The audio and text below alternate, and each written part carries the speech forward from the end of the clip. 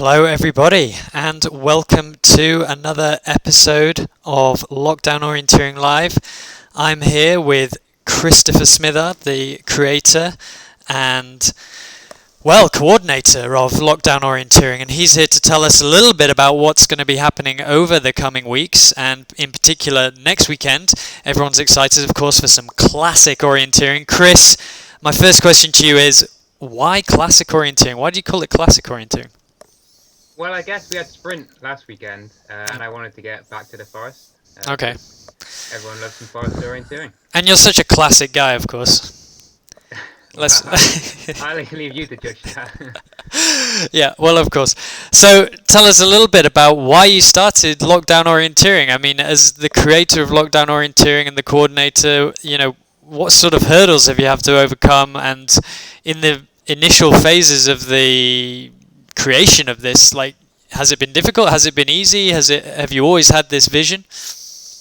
I guess the idea originally just came when I was out on a run.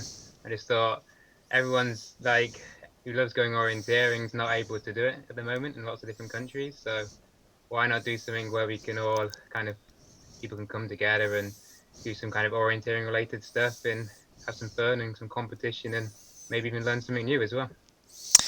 Yeah, I mean, certainly I've got a lot of feedback and I've seen a lot of feedback from people that are really enjoying it, and they're loving the fact that they can join in with these puzzles and compete against others and be part of the community and have that interaction. So I think it's definitely it's a great thing that you've got and you've created. So just give us a little insight then as to how much work it's been for you over the last few weeks. I mean, talk a little bit about the behind-the-scenes things that are going on, because, of course, it's not been perfect, but it's been super impressive to see the amount of content that you've created. Yeah, I mean, it has been a lot of work, but I've had a lot of people helping me as well. So it's just been great how people have just volunteered to do things, or people that I've asked and they help, and everyone said yes. So I mean, without everyone else, it definitely wouldn't have happened. Yeah. So just to say thank you to them. Yeah. And tell us a little bit about the sponsors and a little bit about the funds and how Lockdown Orienteering is supporting the squad and also Ephraim. Yeah, so we've had Compass Point, orienteering shop in the UK, has been supporting us since the start. We're also Catching Features has been providing a discount on the game. And then we've had other sponsors on different events as well. And then we've also been able to give away quite a lot of money as well to the GB squad and to help orienteering develop in South Africa. And hopefully we can help other people and other clubs developing orienteering around the world as we go along. And so far it's been about £2,000 that we've raised. So really pleased with that. Yeah, that's really good. I mean, £2,000, that's going to go a great way to helping both the squad, which of course I'm involved in and you're involved in, and many other elites in the UK are going to see the benefit of that. Plus, of course, you're developing and helping develop the orienteering in South Africa, which, as we've seen, in the last episode, was just incredible amount of energy that Ephraim and the others at Polokwane Orienteering have for the sport. So, yeah, I mean, it's great. It's great that we're able to do this and that you're able to do this and that people around the world are supporting us by joining in the competitions.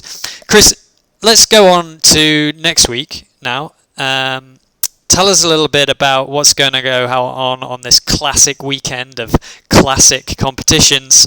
Take it away. Tell us. Yeah, so I'm just going to share my screen and then we can kind of talk through it and be able to see some things at the same time.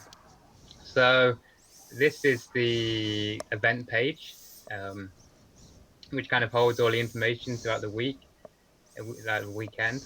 So we've got the final information up here, which I won't open now, but people can go through that as they like to.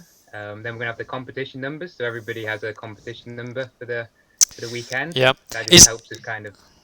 Yep. No, I'm just thinking, is there gonna be some classic orienteering kit on show next week? Is that gonna be something? I mean, it would be nice if people could dress up in some old orienteering kit and maybe take some photos and share it with us, either either email us or put it on the Facebook group, and we can kind of get into the spirit. Yeah, that'll be that'll be incredible. I know that a lot of people out there have some incredible orienteering kit, and it's only right that they should share that with us. Really, I would say. I mean, your dad's got quite a lot of classic. Well, he's a classic guy again, another classic guy, much like your dad. So yeah, we've got the Facebook group, so that's kind of everybody in the competition can join that if they wish, and can share their stories and struggles through the competition. And if you're not on Facebook, we'll put a lot of other announcements onto Twitter, so you don't need an account for that, so you can keep up to date with what's happening. So it saves us sending out lots of emails. And then we've got the daily roundup, which will be on here on Twitch again, every Friday, Saturday, Sunday at 8 o'clock. And then we come on to the stages. So I'm just going to briefly go through the stages. We've got a forest route choice stage challenge, and that's basically we've taken some classic courses from the past, and we've taken some legs from those which have got interesting route choice, and you've got to basically pick which is the fastest route based on the splits data we've got from there. And then we've got a spot the difference. We did one a couple of weeks ago. Basically, we get two maps, and we ask a question like, how many buildings have you taken off? You've got to work that out. Okay. Is this Is this going to be timed or no? Yeah. So this one is basically will be ranked on how many you get right, how many questions you get right, and then on time. Okay. After that, so it's important to get those right on that one. Then we've got a control descriptions test. Okay. So that's kind of a it's kind of you basically got to match your control description with the map symbol. Okay. So that's kind of something good to kind of get to. It's going to help when we come back to real orienteering. Yeah. And hopefully Thierry can choose the right language this time.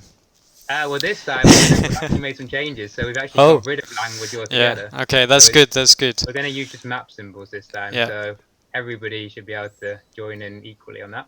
Good. Then we've got Labby, which is the maze.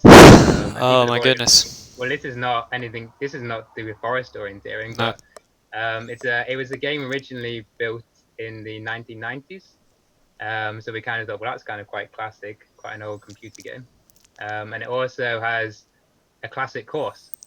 So we're going to be using that. And basically, I just kind of have a quick demonstration of this one. Please do. This is kind of the easiest one, which is still quite challenging. And here I'll just zoom in a bit so you can see. The walls have got different colours on the map. And then when you go back to the actual labyrinth, you see the colours on the walls here. Yep. And that makes it quite a lot easier. So will that be a feature of the weekend? Because I know last weekend we had this maze again, and of course it caused a lot of people some great angst and some incredible tribulations and great stories, I'm sure. But is the colour going to be a feature now going forward, or are we going to have just the grey walls? So the colour we'll always do one which is easier. So we'll have 3 different courses. So the easiest course will include the colour. Okay. So that just because we want to make sure as many people as possible can at least complete one of the courses. So, and hopefully this time people have had a bit longer to practice, because it does take a while to get used to. So it's definitely one that's worth practicing. And then we've got a up and down game. Okay. So basically, you've got to decide as quickly as you can whether this leg goes up, down, or up then down, or down then up. Oh, okay. Basically, we have a series of little map snippets. And again, it's based on accuracy, so how many you're going to get right, and then after that, how quickly you are doing it. Yep. So that's quite a good one. Nice. And then we've got a photo memorio.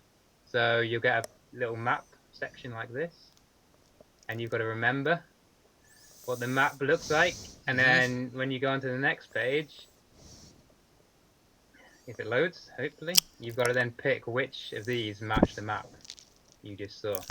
So it's quite challenging. And this time we're going to make a slight change that on the map segment, we'll tell you which direction you've been approaching the control, just to make it a little bit easier and a bit more relevant to orienteering. Very nice. Okay, I'm excited for that one. Yeah, so they're kind of the main ones. Okay. And then we've of course got the catching feature stages, which are optional. Yep. And we're using 2 maps there. One from South Africa, quite an interesting one, lots of contours and rocks. And then one from Scotland, which is in real life it's an open hillside, but we've put trees on it for catching features. So it's going to make it a lot more interesting, and we'll see how many people can guess. Well, our Scottish-based competitors, how many can guess where it is in Scotland. Well, that should be exciting. I know many people have been really enjoying the catching features, and particularly I think you've done well, with the grand final and the way that it's all shaken out in the end, and sort of you're building that tension towards who's going to win, and the within the the final itself. It's quite exciting to watch. When it works, of course, but technical issues aside. But I've had a couple of weeks to learn now, so hopefully it's going to go smoothly this time. Yeah. And what about the future then? What this is a great summary of what's going to happen next week. But what have we got to look forward to into the future as well? Yeah. So today we just released 2 new events we're going to be doing. So the first is a knockout in catching features. So this week. This event will be just in catching features, and it's going to be a series of head-to-head mass start races. And everybody who enters will get at least 4 races, and then we'll take the top people from there into a final at the end of the weekend and live stream that as well. And then the following event will be a team competition, trying to get a bit of club atmosphere and club spirit going again. So we're going to run a team competition, similar format to normal. So there'll be 7 stages and challenges, and we're going to allow a week for that competition, just because we think that gives a bit more flexibility for people trying to find club mates to get involved. So yeah, that's the 2 things that are coming up in the near future. That sounds really exciting. It's going to be great. I'm sure a lot of people listening and watching and also getting excited for next weekend, they're going to be very thankful for all the information that you've been giving tonight. And of course, looking into the future, I mean, the future looks great for the lockdown orienteering. Hopefully, of course, we can all get back into some proper orienteering soon and able to compete again in those big orienteering competitions that we so love, and breathing that fresh air rather than the air in your basement or attic, as you look to be, Chris. Yep. Either way, I'm definitely excited to get back in the real world with a real map. Hopefully soon. Great. Well, thanks, Chris, for coming on. Do you have anything else to add? No, just the entry's still open if you want to compete next weekend. And if you've already entered, then hope you have a great time. They definitely will, Chris. Good. Thank you very much, Chris. We'll see everyone next week. And from me, Hector, goodbye. From Chris, Goodbye. Goodbye.